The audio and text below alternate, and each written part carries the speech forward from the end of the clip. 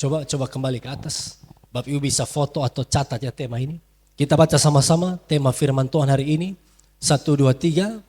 Melihat dengan hati dan iman. Puji Tuhan. Ini temanya, melihat dengan hati dan iman. Nah, kira-kira bagaimana penjelasan dari tema ini atau isi firman Tuhan? Saudara perhatikan beberapa menit ke depan ini. Kalau bisa ya Bapak Ibu pakai HP, catat khotbah, iya kan? Kalau mau balas pacar, tunggu habis. Doa berkat dulu Bapak Ibu. Jangan bilang, sayang selamat Paskah, jangan, masih ibadah, iya kan? Nanti habis ini baru saudara chat WA. Coba saudara lihat di kanan kiri bilang apa, fokus dengar firman, bilang begitu. Ada yang main HP, itu lagi catat, saudara jangan lihat kemarin tunduk-tunduk, itu lagi catat semua, bagus. Tapi kalau tunduk baru main game, saudara kalah sampai Yesus datang kembali. Iya kan, coba lihat. Apa nih kira-kira pesan buat saya dan saudara? Bapak Ibu, kita baca dulu ayat firman Tuhan di Yohanes 20 ayat 1 sama-sama, 1, 2, 3. Pada hari pertama minggu itu, pagi-pagi benar, ketika hari masih gelap, pergilah Maria Magdalena ke kubur itu dan ia melihat bahwa batu telah diambil dari kubur. Saudara perhatikan. Jadi di hari kebangkitan Tuhan Yesus Kristus, pribadi pertama yang menjadi saksi kebangkitan Yesus Kristus itu adalah Maria Magdalena. Seorang wanita, seorang perempuan. Mana ring satunya Tuhan Yesus Kristus? Yakobus, Yohanes, Petrus tidak ada. Dari 12, 1 diskualifikasi, 11 laki-laki tidak ada. Nanti mereka menyusul Petrus dan Yohanes. Tapi yang paling pertama adalah perempuan, Bapak Ibu Saudara. Iya kan? Coba sama-sama bilang perempuan. Maria Magdalena ini yang menjadi saksi. Dan kalau kita perhatikan Bapak Ibu, karena berita kebangkitan Yesus ini sangat penting. Coba sama-sama bilang penting. Karena berita kebangkitan Yesus ini adalah fondasi dari seluruh iman Kristen. Paulus bilang, kalau Yesus tidak dibangkitkan, sia-sialah iman kita. Betul kan? Kalau Yesus tidak dibangkitkan, sia-sia iman kita. Seharusnya saudara, secara logika, kalau Tuhan mau memakai seorang saksi kebangkitannya, supaya dunia percaya, harusnya laki-laki. Karena konteks budaya hari itu, perempuan itu tidak dipercaya jadi saksi di pengadilan saudara. Perempuan seperti warga kelas 2, tidak dianggap hari itu. Tetapi dari peristiwa ini saudara, kenapa perempuan? Saya renungkan ini, bahkan banyak penafsir sepakat saudara, bahwa saudara ingat poin ini ya. Pesan kebangkitan Yesus begitu nyata, begitu real, sampai tidak butuh 2, 3 laki-laki jadi saksi. Cukup 1 wanita saja, itu sudah cukup buat dunia untuk melihat. Amin saudara. Seorang wanita yang bernama Maria Magdalena, orang pertama. Saudara ingat kembali bahwa Maria Magdalena ini bukan perempuan yang sempurna. Betul kan? Maria Magdalena ini seorang pendosa tetapi terima anugerah Tuhan. Dan dia melakukan hal yang tepat di waktu yang tepat. Dia datang ke kubur Yesus. Pagi-pagi benar, saudara lihat. Pada waktu hari masih gelap. Saya tidak jelaskan lagi bahwa kalau ikut 3 hari, sesudah 3 hari atau Yesus bangkit pada hari yang ketiga, ini kan belum 3 hari, betul kan? Kalau Yesus mati menurut kalender kita, misalnya kalender solar, itu hari Jumat, lalu hari yang ketiga dia bangkit, sekarang masih hari keberapa saudara? Kedua, betul kan? Tetapi perhitungan waktunya bukan seperti itu. Kalau dalam perhitungan waktu Yahudi, hari ini adalah hari ketiga, ini sudah hari yang ketiga. Karena Yesus mati, hitungan hari orang Yahudi itu hari Kamis, Bapak Ibu Saudara. Tapi saya tidak jelaskan lebih dalam lagi karena saya sering jelaskan ini. Dan ini tepat pada hari yang ketiga. Amin saudara. Masih ingat penjelasan bahwa hari orang Yahudi itu dimulai jam 6 sore. Betul kan? Makanya waktu Yesus mati Jumat jam 3 sore itu masih hari Kamis saudara. Hari pertama itu. Jumat, Sabtu, pergantian hari, Sabtu sore, itu masuk hari yang ketiga. Betul kan? Pada hari yang ketiga, Minggu pagi benar, dia bangkit, menggenapi firman-Nya. Tepuk tangan dulu buat Tuhan kita Yesus Kristus. Puji Tuhan, haleluya. Ada poin menarik saudara, dari ayat ini. Waktu Maria Magdalena, coba sama-sama bilang Maria Magdalena, pergi ke kubur itu. Pesan buat kita saudara, terkadang kita merasa orang yang diberkati atau orang yang alami Tuhan, sabar dulu ya, jangan turun ke bawah dulu lagi. Orang yang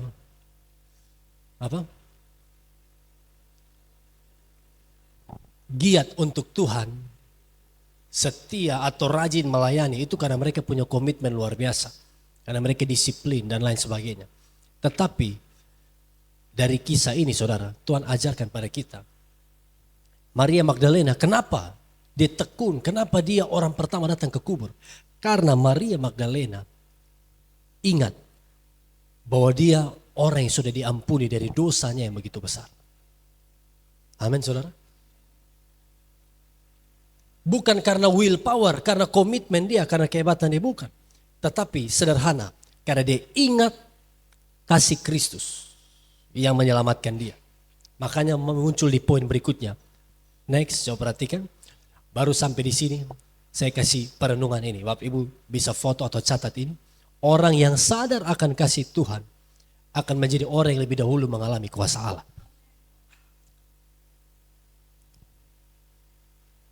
Dia sadar, dia diampuni banyak. Makanya dia mengasihi lebih. Dia sadar, dia terima anugerah yang besar. Itu sebabnya dia melayani lebih tekun. Dia berkorban lebih besar. Amin, saudara ingat pesan Jumat Agung kemarin. Kita harusnya mati. Kita tidak lebih baik dari Maria Magdalena. Kita semua harusnya binasa. Kita semua orang berdosa. Tetapi bersyukur karena kasih karunia Tuhan. Karena salib. Dia pikul setiap dosa, kutukan, penyakit, pemberontakan kita yang harusnya ditimpakan kepada kita. Dia pikul dan dia berkata apa? Sudah selesai, semuanya sudah lunas. Tepuk tangan dulu buat Tuhan kita Yesus Kristus. Dia sudah menebus kita. Saudara, kalau saudara masih ingat, saya selalu ingatkan ini, saya selalu sampaikan di setiap ibadah Minggu Paskah. Apa kira-kira makna utama dari kebangkitan Yesus? Kalau kematian Yesus kita tahu maknanya apa? Kematian Yesus itu menebus kita dari dosa. Menyelamatkan kita dari maut. Oke, kematian Yesus itu bicara soal penebusan. Yang berikut, apa makna kebangkitan? Ada yang masih ingat? Coba dari sebelah kanan satu orang, sebelah kiri satu orang. Dari kebangkitan Yesus kira-kira maknanya apa buat saya dan saudara? Ayo, saudara ingat apa?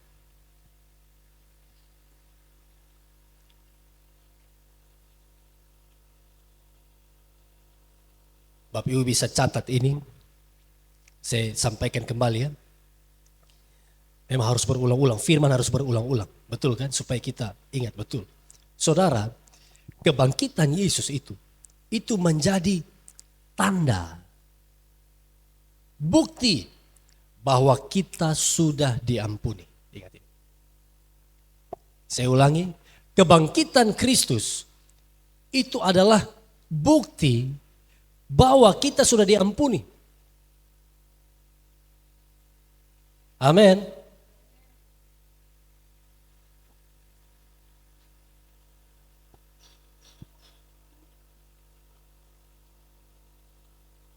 Kalau ibarat di dunia hukum atau di pengadilan, saudara. Kasusnya itu apa? Dosa. Dosa itu kasusnya. Lalu karya Yesus itu apa? Pembelaannya yang membenarkan kita. Amin. Lalu kebangkitan Kristus itu apa? Putusan hakim. Itu pukulan palu atau ketukan palu dari hakim menyelesaikan kasus. Itu kebangkitan Kristus. Saya sering kasih contoh, kebangkitan Kristus, saudara, itu ibarat nota, kuitansi. Coba sama-sama bilang nota. Kuitansi. Bahwa dosa-dosa kita sudah lunas dibayar. Saudara belanja perlu tanda terima, betul ya? Saudara berbisnis, kuitansi itu sangat penting. Tanpa nota berbahaya, tidak ada bukti, tidak ada pegangan. Kita ingat kuitansi, kita ingat nota, receipt kalau bahasa Inggris. Apa kuitansi bahwa dosa kita sudah lunas? Kebangkitan Yesus Kristus. Amin. Waktu Yesus bangkit, itu adalah tanda dosa kita sudah lunas, maut sudah dikalahkan, kita sudah dibenarkan. Bilang di kanan kiri saudara, kamu sudah dibenarkan, bilang begitu.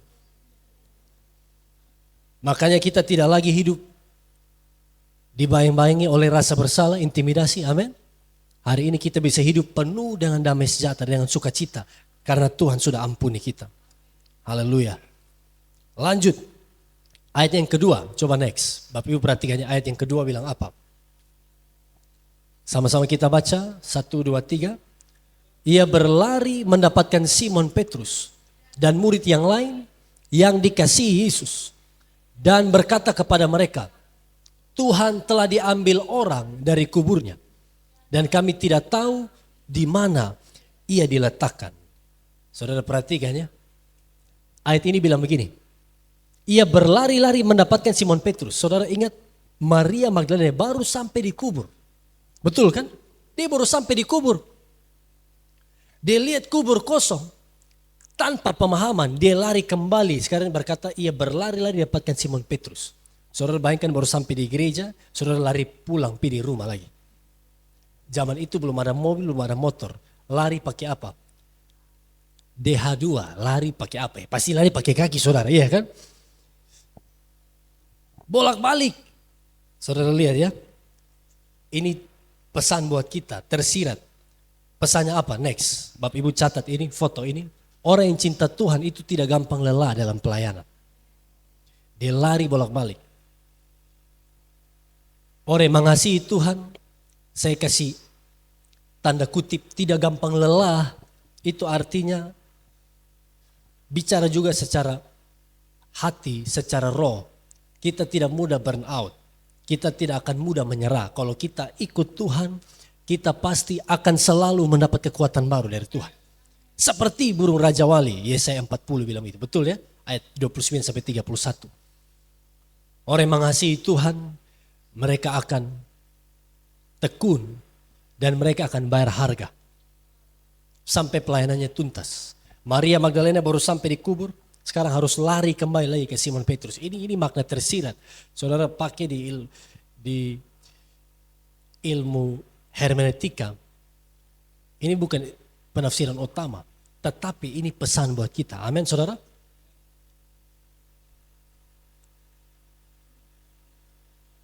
Siapa di sini yang mengasihi Tuhan? Coba lambaikan tangan. Saudara yang mengasihi Tuhan. Belajar dari Maria Magdalena. Waktu kita mengiring Tuhan, Bapak Ibu, persoalan pasti ada. Tantangan ada. Mungkin kita ditolak oleh orang. Mungkin kerja keras kita tidak dihargai. Tapi selalu ingat ini. Kalau kita mengasihi Tuhan, kita tidak butuh semua itu. Yang kita butuhkan hanya apa? Pribadi Yesus Kristus. Selama Yesus berkenan pada kita, selama Yesus ada buat kita, semuanya cukup. Amin. Maria Magdalena berikan kepada kita pesan ini. Kemudian coba lihat ayat 3 next. Kita baca dulu ayat-ayat ini. Sesudah Maria ketemu Petrus dan Yohanes. Ayat 3 bilang ini. Sama-sama kita baca ayat ini. 1, 2, 3. Maka berangkatlah Petrus dan murid yang lain itu ke kubur. Murid yang lain itu siapa saudara? Siapa murid yang lain itu? Jadi di Injil Yohanes, Yohanes jarang, bahkan mungkin tidak ada, dia tidak sebut namanya. Dia sering pakai kata ganti ini, sebutan ini. Murid yang dikasih Yesus, kalau di sini murid yang lain. Bukan agak lain, murid yang lain. Lihat ya, ini Petrus dan Yohanes, mereka langsung pergi. Alkitab bilang mereka berlari, coba sama-sama bilang lari. Petrus lebih tua dari Yohanes, Yohanes lebih muda. Petrus kaum pria, Yohanes youth. Tapi lihat ya, berarti kalau lari siapa yang lebih cepat? Siapa lebih cepat sampai? Yohanes, betul, makanya next, Bapak Ibu lihat ya. Ayat 4, keduanya berlari bersama-sama, tapi murid yang lain itu apa? Berlari lebih cepat daripada Petrus. Ada tafsir yang bilang begini, saudara. Kenapa Petrus lari lebih lambat? Saudara ingat hari itu, Petrus belum dipulihkan oleh Tuhan. Jadi waktu dia dengar Yesus bangkit, Yohanes lari bisa sprint. Orang Yunani bilang fuit. Petrus lari lebih pelan karena dalam hatinya, ayam berkokok 3 kali. Ini baru habis menyangkal bab tua, ketung bab tua. Kayaknya beteng kena bakar di parapian. Antara kena bakar atau diselipkan. Makanya dia lari lebih lambat. Ada yang bilang begitu. Tapi intinya Yohanes sampai lebih duluan. Udah kan, mereka sampai ke kubur, lalu apa yang terjadi? Ayat 5, perhatikan. Yohanes nih, Yohanes ini menjenguk ke dalam, dia lihat ke kubur. Sekarang kalau saudara pergi ke Israel, tempatnya ada. Ada versi gereja Katolik, itu sekarang di gereja, namanya mereka bangun gereja Holy Sepulchre, gereja makam kudus. Di Yerusalem. Kalau versi Protestan ada namanya Garden Tomb. Bapak Ibu kalau lihat orang foto di Israel, lalu mereka bilang Garden Tomb, kubur Yesus yang gua, ada pintu gua, kubur dari gua, kubur di dalam gua, itu versi Protestan. Kalau versi Katolik itu yang tradisional di gereja makam kudus, ujung dari Via Dolorosa. Ini ada saudara. Waktu Yohanes masuk, perhatikan ini yang menarik nih. Coba kita baca sama-sama 2-3. Ia menjenguk ke dalam dan melihat kain kapan terletak di tanah. Akan tetapi ia tidak masuk ke dalam. Coba sampai di sini dulu. Bapak Ibu lihat di ayat, tidak usah next, tetap saya di PowerPoint ini. Tapi saudara lihat di Alkitab saudara, di ayat 6 seterusnya, itu ada beberapa kali kata melihat disebut. Ini pertama Yohanes. Yohanes masuk, Yohanes lihat kain kapan ada di tanah. Di ayat 6 bilang apa? Datanglah Simon Petrus juga dan menyusul dia. Kemudian apa? Masuk ke dalam kubur itu dan ia melihat kain kapan itu terletak di tanah. Ayat 6 bilang Petrus juga masuk dan ada kata melihat. Betul ya? Ayat 6 ada kata melihat. Saudara ingat baik-baik kata melihat di sini saya akan jelaskan. Lalu ayat 8, coba baca ayat 8 langsung. Masuklah juga murid yang lain yang lebih dahulu sampai itu. Dan ia melihat yang ketiga dan apa? Ia percaya. Kita akan lihat Bapak Ibu. Kalau di bahasa Indonesia, kata melihat di sini, ya melihat saja. Betul kan? Kata yang sama dipakai ayat 5 melihat, ayat 6 melihat, ayat 8 melihat. Tapi dalam bahasa Yunani, kata melihat di sini dari 3 kata yang berbeda dan punya makna yang dalam. Kita akan belajar, kita akan lihat. Makanya sesuai dengan tema yang tadi kita lihat. Ingat tadi tema kita apa? Melihat dengan hati dan iman. Di ayat 5 perhatikan. Ia menjenguk ke dalam dan melihat. Yohanes melihat. Kain kapan terletak di tanah. Akan tetapi ia tidak masuk ke dalam. Ini coba next. Ini dari bahasa Yunani melihat blepo. Saudara. Blepo. Blepo ini artinya apa? Perhatikan di layar ini. Blepo berarti melihat dengan mata secara fisik. Physical sight. Physical eye. Pengamatan tanpa pemahaman mendalam. Hanya lihat. Sekadar menyadari sesuatu ada. Contoh kalau saudara melihat dengan mata jasmani ya. Saudara lihat sekarang ada mimbar, ada speaker ya kan. Saudara keluar lihat ada mobil di luar. Itu mata jasmani biasa. Yohanes lihat pertama kali kata melihat dipakai kata blepo. Melihat dengan mata jasmani. Betul ya. Dan ini tidak cukup Bapak Ibu. Karena lihat, kalau kita hanya melihat hidup kita, ini kita masuk ke pesannya.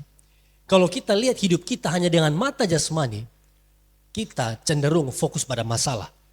Masuk aplikasi, contoh, saudara lihat dengan mata jasmani, keadaan keuanganmu belum berubah, saudara lemah.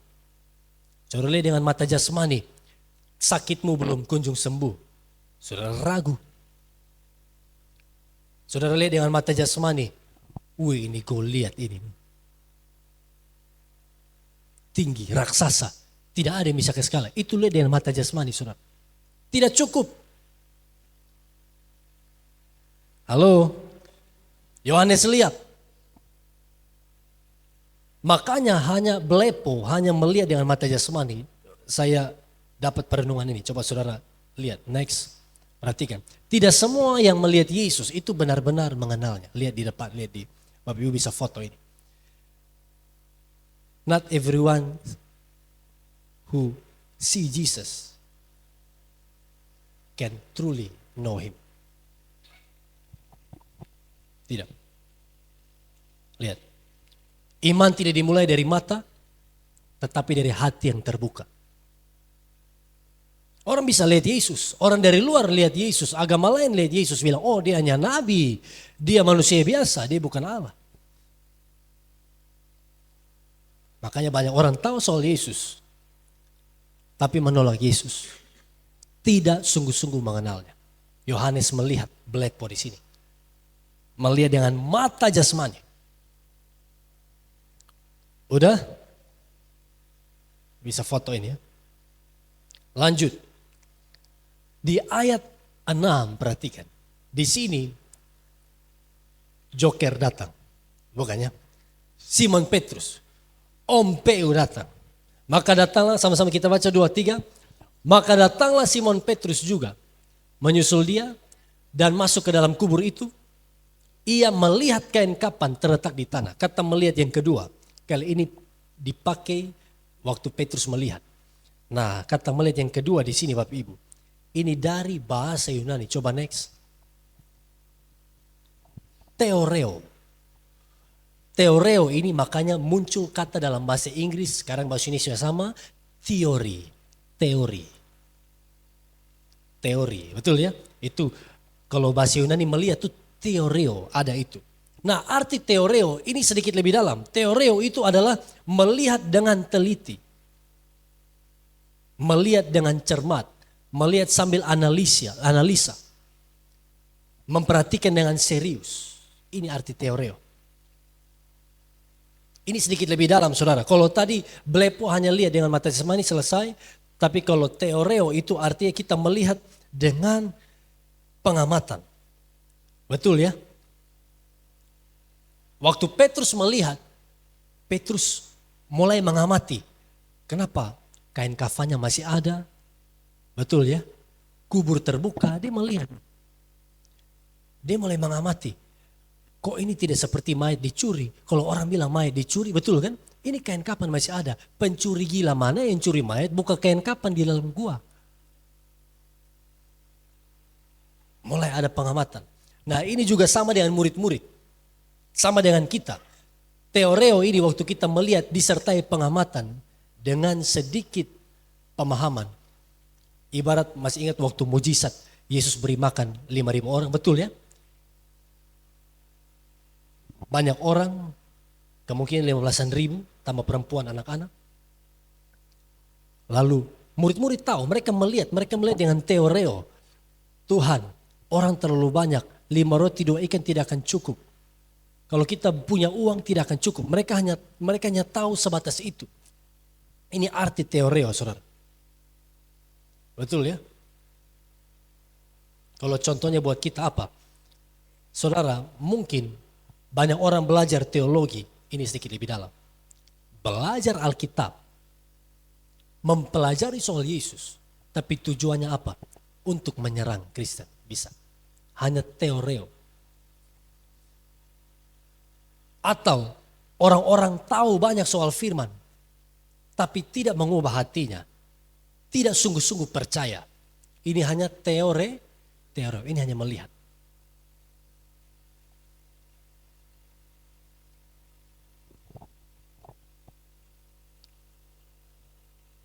Makanya mungkin kita bisa katakan, simpulkan, banyak orang Kristen, saya tidak mau bilang di sini, dalam nama Yesus di sini harusnya semua lebih dalam lagi. Amin. Tapi mungkin banyak orang Kristen di luar sana stuck di bagian ini. Apa? Tahu soal iman Kristen, tahu khotbah Alkitabiah, tahu doktrin Kristen, tapi hidup tidak pernah berubah.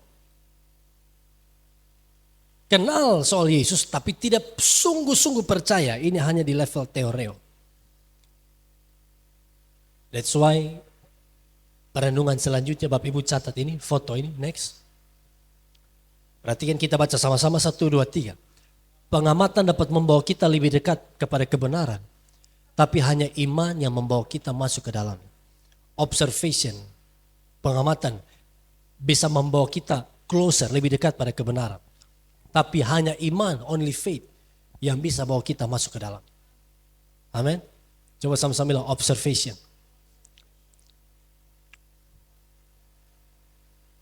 Pengamatan. Tadi yang pertama apa saudara? Melihat dengan mata jasmani apa blepo. Saudara, anak-anak kecil kalau makan es krim kotor di mulut itu blepo. Oh, belepotan, tambah tan di ujung. Blepo, teoreo sudah, melihat dengan pengamatan lebih dalam. Tapi ada yang ketiga saudara di ayat 8. Coba lihat ayat 8, ini bagian akhir. Di ayat 8, ayat 7 dulu, ayat 7. Sama-sama kita baca ayat 7, 2, 3. Sedang kain peluh yang tadinya ada di kepala Yesus tidak terletak dekat kain kapan itu. Ini pengamatan, ini teoreo. Petrus lagi amati. Kain peluh berpisah, kain yang ada di kepala terletak lebih. Dan kain kapan yang lain sudah tergulung. Dia mengamati, dia tahu ada yang terjadi. Ada sesuatu terjadi, ada makna di balik ini. Kenapa kainnya tergulung? Kenapa kain peluhnya terpisah? Ini teoreo. Amin saudara. Ini sekaligus menjadi bukti, fakta bahwa Yesus betul-betul bangkit. Tidak dicuri. Kenapa? Saudara lihat, detail-detail kecil seperti ini. Kain kapan masih sempat dibukakan. Itu bukan sikap pencuri pada hari itu. Orang curi, lari tergesa-gesa, pikul mayat, bangun jalan, selesai. Tapi kain kapan yang tergulung, ada penafsiran yang bilang berarti waktu kain kapan tergulung, ini bicara soal karya sudah selesai. Digulung rapi saudara. Kain kapan itu bukan pakaian yang melekat di tubuh Yesus. Tapi pakaian kemuliaan sekarang. Amin saudara. Sudah selesai karyanya. Lanjut ayat 8. Nah ini yang ketiga. Sama-sama kita baca 2, 3. Maka masuklah juga murid yang lain. Sekali lagi disebut dirinya sendiri. Om Anis ini, Yohanes. Yang lebih dahulu sampai di kubur itu. Dan ia melihatnya, yang ketiga, dan percaya. Kata melihat di sini yang ketiga, ini dari bahasa Yunani, eido. So sama-sama bilang eido. Eido. Ini artinya apa? Coba next. Eido ini melihat. Eido artinya seeing with understanding. Melihat dengan pengertian. Melihat sampai mengerti maknanya. Atau seeing with spiritual revelation, dengan pewahyuan rohani. Eido ini waktu kita melihat dengan pengertian, dengan kata lain melihat dan percaya. Bukan hanya melihat, bukan hanya level blepo atau teoreo, melihat dan tahu, mengamati, tahu secara teori. Tapi eido ini adalah melihat disertai kepercayaan. Inilah saudara pesan yang kita lihat sekarang ini. Coba next. Ini bukan sekedar melihat dengan mata, tapi apa? Ini melihat dengan hati dan iman. Melihat dengan hati dan iman. Inilah eido. Melihat sampai kita percaya. Bapak Ibu Saudara, ingat inilah puncak dari perjalanan iman kita. Amin saudara. kita tidak hanya ada di gereja, lihat firman, tahu soal Yesus lalu stop. Hidup tidak berubah, bukan. Tapi pesan Paskah 2026 hari ini buat kita. Tuhan mau kita melihat keberadaannya, melihat kebangkitannya. Dan percaya, believe. Percaya apa? Dia sudah bangkit. Dosa-dosa kita sudah lunas dibayar. Percaya apa? Ada harapan baru di dalam Tuhan. Kita tidak terbuang, kita tidak kalah. Next. Catat ini. Poin ini bisa difoto juga. Iman lahir ketika mata hati akhirnya melihat apa yang mata fisik tidak dapat jelaskan. Amin saudara.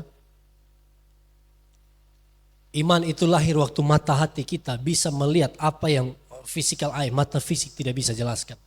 Mata fisik orang-orang Farisi, orang-orang ahli Taurat hari itu berkata, mayatnya dicuri. Ini skenario, mereka tipu. Itu mata fisik orang-orang. Mereka tidak bisa terima bahwa Yesus bangkit. Tapi mata rohani ajarkan bahwa apa? Ya, dia bangkit. Kenapa dia bangkit? Dia anak Allah. Dia bangkit.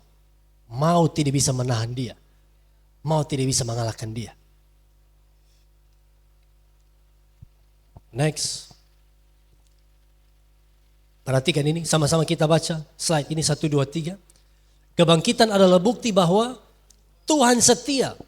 Ia berjanji dan ia selalu apa? Menepati janjinya. Katakan amin. Ini pesan, salah satu pesan rema dari kebangkitan. Setiap kali saudara ingat atau merayakan kebangkitan, saudara ingat pesan ini. Dia bangkit, membuktikan dia setia. Dia bangkit, dia tepati janji. Karena dia bukan tiba-tiba bangkit saudara. Pum, bukan. Masih ingat 3 kali Yesus sudah nubuatkan. Anak manusia harus menderita, mati, ya kan, lalu bangkit pada hari yang ketiga. Dia sudah omong ulang-ulang. Berarti dia omong, dia nubuatkan, dia berjanji, dia tepati. Kalau kita manusia kadang berjanji, bisa lupa. Jangankan manusia, bahkan saya pun, kita pun manusia tidak ada yang sempurna. Pagi bisa omong ini, malam sudah berubah. Betul ya? Hati-hati saudara, anak-anak muda, anak muda bilang haleluya. Pasti ujung-ujung kembali ke sini aplikasi. Dia pun rema akan senggol ini. Hati-hati kalau laki-laki datang baru dia bilang, beta single.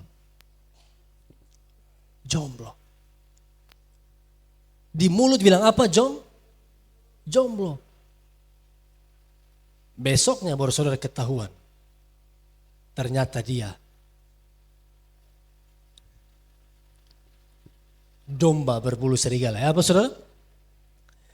Serigala berburu buaya. Lebih parah lagi. Coba lihat di kanan kiri saudara. Lihat di kanan kiri. Lihat ini domba atau buaya. Domba. Berbulu domba. Domba berbulu domba. Harus domba berbulu domba. Sekali lagi lihat sambil bilang begini. Apa? Lihat dengan iman. Bilang begitu. Jadi eido. Melihat dengan pewahyuan. Amin saudara. Orang kalau hanya lihat gereja, misalnya orang datang pertama kali ke sini, bisa berpikir, oh ini gereja kecil, ya kan? Gereja baru, jemaat belum banyak. Itu hanya melihat dengan jasmani. Tapi orang kalau melihat dengan pewahyuan, melihat dengan mata iman akan berkata, oh inilah tempat saya bertumbuh. Aperon ini keluarga rohani. Di sini saya diberkati Tuhan. Justru saya ada di sini untuk apa? Untuk support pelayanan gereja yang ada. Kalau yang lain mau cari, oh harus gereja punya ini yang lightingnya luar biasa. Kalau perlu 1000 lighting saudara masak di dalam. Saudara terkukus di dalam. Atau 20 AC saudara beku di dalam. Semua orang mau cari fasilitas. Tapi kalau saudara lihat dengan mata iman, di mana Tuhan tempatkan saudara? Di sini kita ambil bagian melayani Tuhan. Tepuk tangan dulu buat Tuhan Yesus Kristus. Amin saudara. Kalau kebangkitan ini bukti bahwa Tuhan setia. Berarti saudara hari ini. Kalau saudara baca firman, baca janji Tuhan. Imani. Itu bisa terjadi buat kita. When you read the Bible, waktu engkau baca Alkitab, ada janji aku Tuhan menyembuhkan engkau. Percaya dia akan lakukan itu. Kalau ada janji firman Tuhan, Aku akan memberkati engkau menjadi ekor dan bukan kepala. Begitu? Apa menjadi kepala dan bukan ekor. Dia akan menepati. Kalau dia berjanji bahwa dia akan melindungi kita di masa-masa susah, sulit, maka dia pasti akan melindungi kita. Amin saudara. Kalau dia berjanji dia mau datang di kali yang kedua. Saudara percaya dia akan tepati? Kapan Yesus kembali? Wah, ini yang Pantekosta pasti harus hafal. Kapan Yesus kembali? Kapan Yesus? Saya kalau jadi malaikat saya bilang nyanyi-nyanyi, tunggu di situ. Tidak, itu kan lagu yang saudara. Ke dalam dunia ini sungguh tak lama lagi. Lanjut.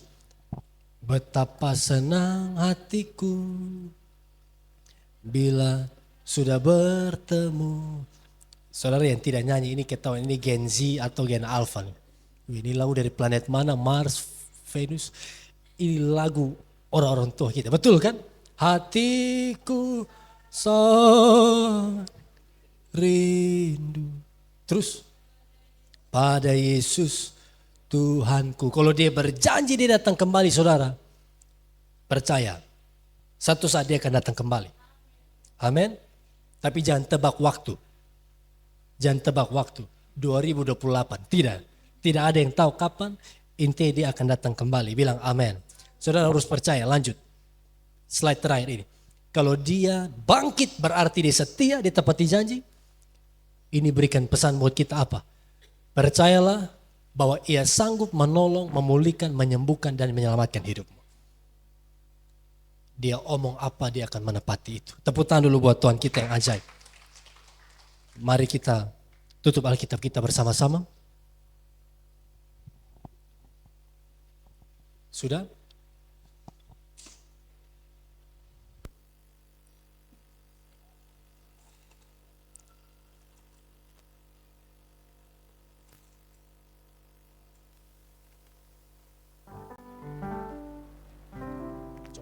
Coba kita naikkan lagu yang kemarin Jumat Agung sempat kita nyanyikan. Bapak Ibu tetap duduk saja, kita nyanyikan lagu ini.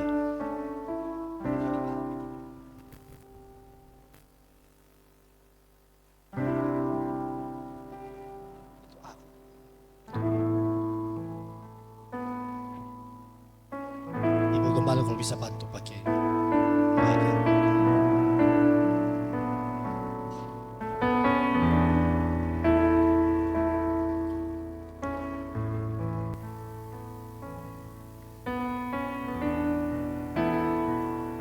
Kita akan naikkan lagu itu tiada ternilai. Nanti bisa ditampilkannya supaya semua nyanyi sama-sama lagu ini.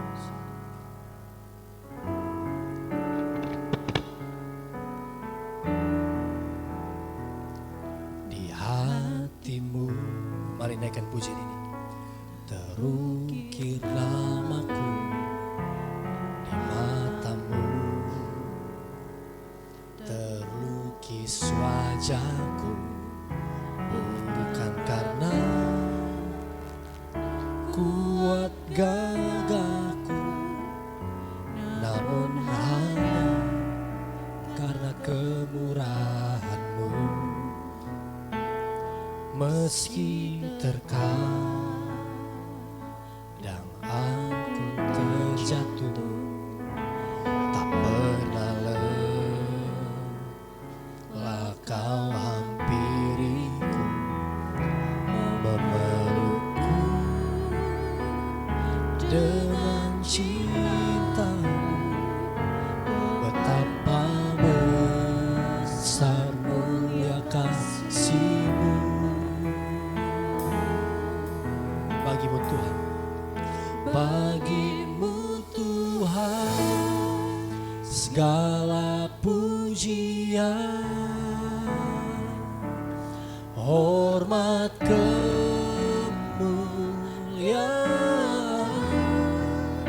tiada ternilai. Salib sungguh berharga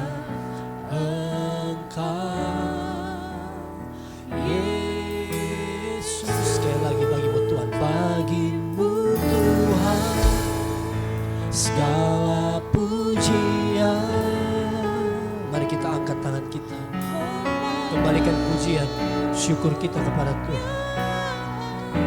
Sebab salibnya membuat kita berharga.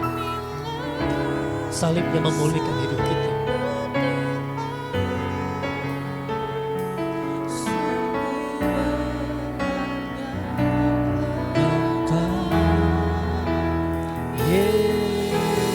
Yesus, mari dari awal kita naikkan pujian ini. Kita berdiri bersama-sama. Di hatimu, mari saudara renungkan kalimat-kalimat lagu ini. Terukis wajah bukan karena kuat gagahku, namun hanya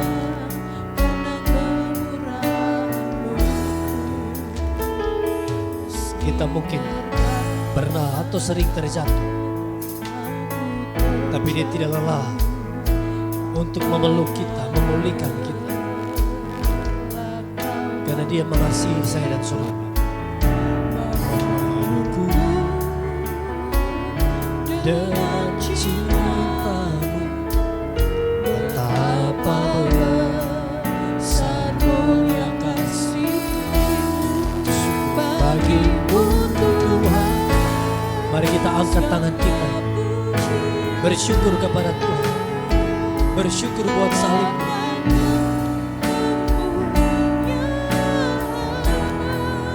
Tiada terluai salib-Mu Tuhan. Amin. Sungguh berharga Engkau bagimu Tuhan, segala pujian.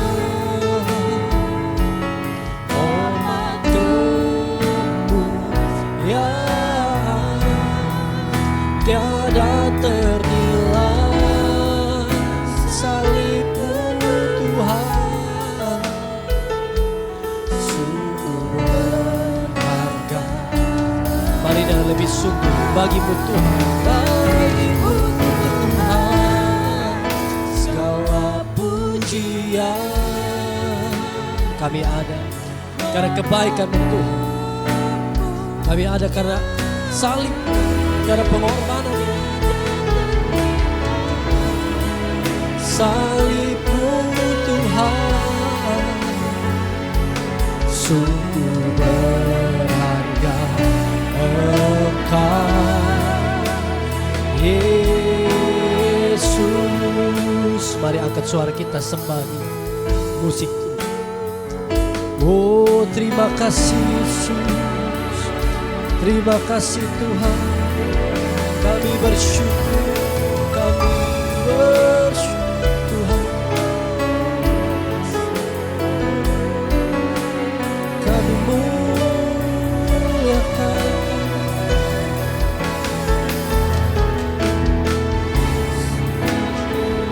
Tiada ternilai salib-Mu Kristus. Kau tebus kami dengan darah.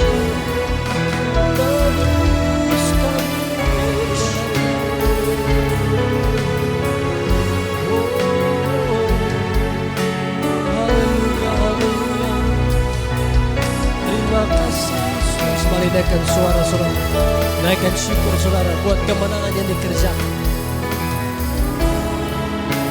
Bersyukur buat kebangkitan yang menjadi tanda kemenangan kita.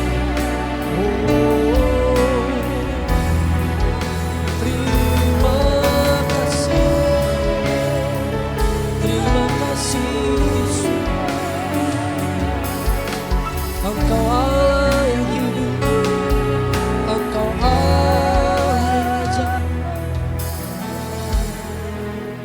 Bapak Ibu Saudara, mari kita renungkan kembali firman ini.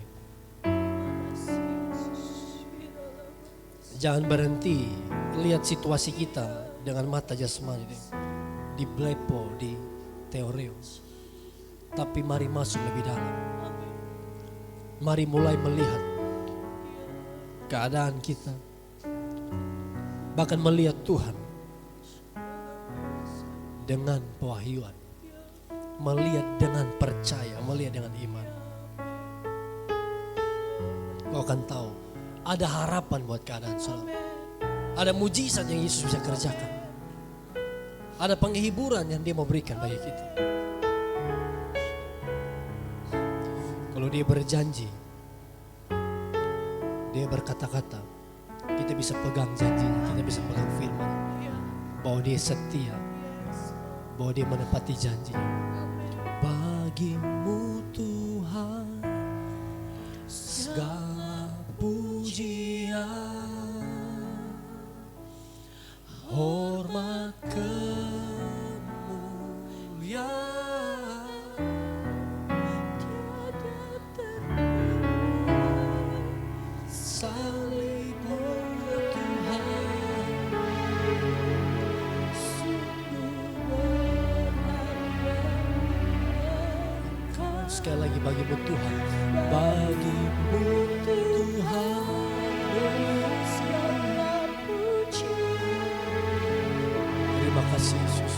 Hormat kemuliaan,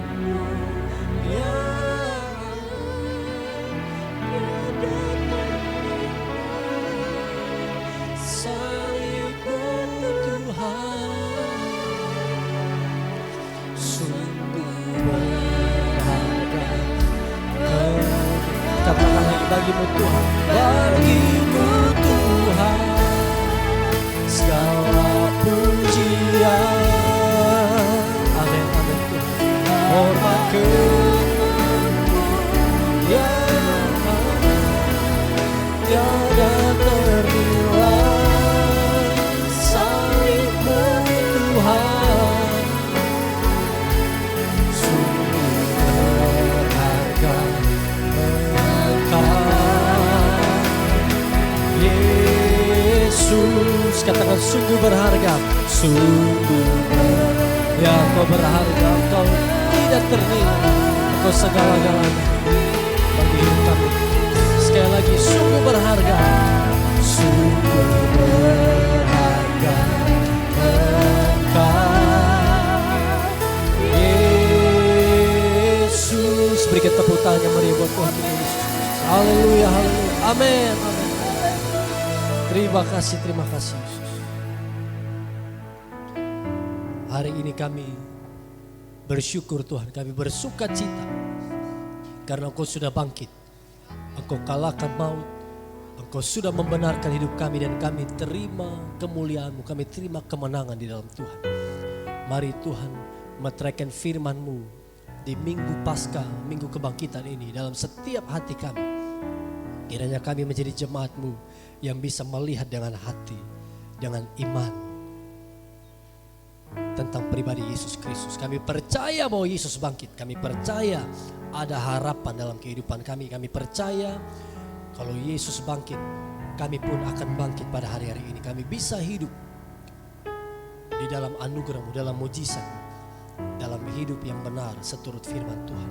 Terpujilah Tuhan kekal untuk selama-lamanya. Kami bersyukur buat firman-Mu, meteraikan firman-Mu dalam hati pikiran kami, berbuah-buah ratusan kali lipat untuk kemuliaan Tuhan. Dalam nama Yesus Kristus kami berdoa, haleluya. Sama-sama kita yang percaya bilang, amin. Puji